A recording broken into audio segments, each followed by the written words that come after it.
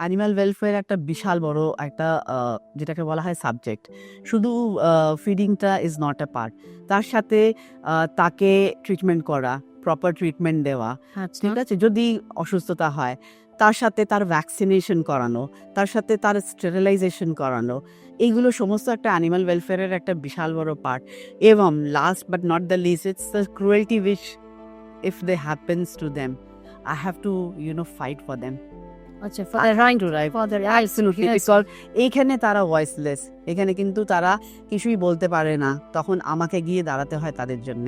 এই হঠাৎ করে কেউ একটা গরম জল তার গায়ে ঢেলে দিল, কিছুই না, জাস্ট ক্রস করছিল হয়তো হোটেলের সামনে দিয়ে, হোটেলের লোকেরা ওইখানে দাঁড়িয়ে হয়তো খাচ্ছে, ও একটা ক্রস করে হয়তো যাচ্ছে, একটা হয়তো খাবারের লোভে হয়তো গিয়ে দাঁড়িয়েছে, হয়তো গরম জল ঢেলে দিল, উইচ ওয়াজ দরকার ছিল না। একটা হয়তো জাস্ট হাট করলে বা অল্প একটা স্প্রিঙ্কল অফ ওয়াটার দিয়ে দিলেই হয়তো ও সরে যেত। কিন্তু আই ডোন্ট নো মানুষের এটা কি ভালো লাগে এই রকম স্যাডেস্ট একটা বিহেভিয়ারে।